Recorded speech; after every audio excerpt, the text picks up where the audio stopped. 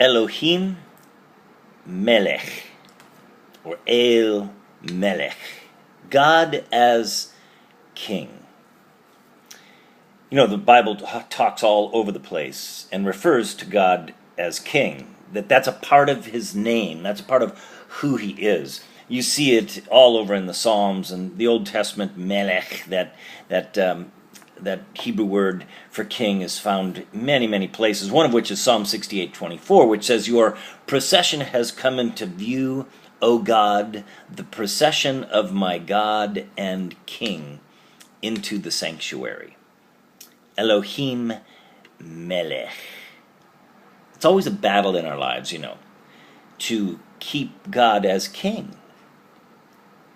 King over our prayer lives, over our marriages, or if we're single, over our singleness, our sexuality, our morality, our ethics, the way in which we handle ourselves in business, the way in which we handle ourselves in our ministry, the way in which we handle ourselves with our friends, neighbors, loved ones. Every way, Elohim Melech is a integral part of what it means to be a Christ follower. And this has always been a battle, because we always think we can kind of do it better than God, or we just don't want to submit, and so forth. There's a story that comes out of the Old Testament. It's a classic story. It's from 1 Samuel 8, and Samuel, the great prophet, is getting old, and his kids are kind of becoming more and more involved in leading the people of God, but they're not very godly. There's an account that comes from 1 Samuel 8. I just want to read a little piece of it for you. It says, "When Samuel grew old, he appointed his sons as Israel's leaders. Having one's children take over for oneself in ministry or in business or in a lot of ways in life can be great and wonderful and awesome. But can also be very dysfunctional, especially if they're not very godly, as in the case of Samuel's kids." And this is where the classic problems of nepotism come into play. But anyway, he appoints his sons. The name of his firstborn was Joel, and the name of his second was Abijah. And they served at Beersheba, a holy place in the Old Testament. But his sons did not follow his ways, and they turned aside after dishonest gain, and they accepted bribes and perverted justice. So, they were essentially the governmental and even judicial leaders in a certain sense in their context, and so they became corrupt. And they did not want to have El, or Elohim Melech. That's our battle a lot of times.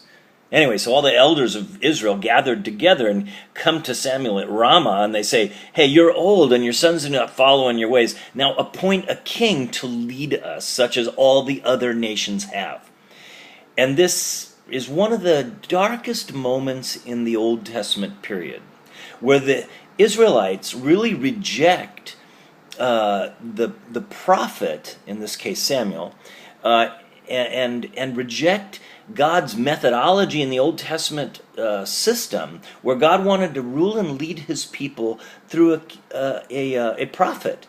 And they instead want a king like all the other nations have. And this breaks God's heart, and Samuel's as well. Samuel, in fact, takes it personally, and God comes to Samuel and tells him, "Hey, Samuel, yeah, this is about you, but it's really about me. They're rejecting you, but they're actually rejecting me."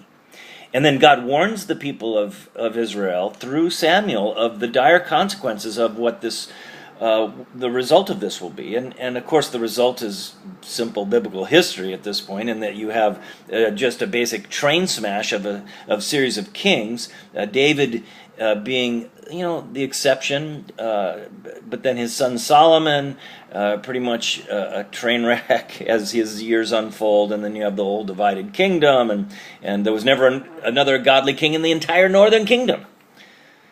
And that's where we get into trouble, because we want to do life the way we think we ought to do it.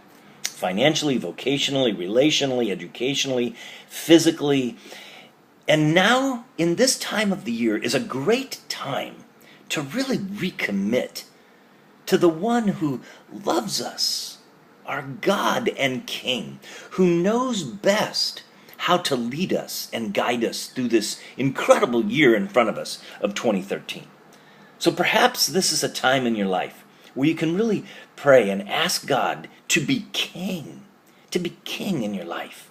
Ask him to be Elohim, Melek.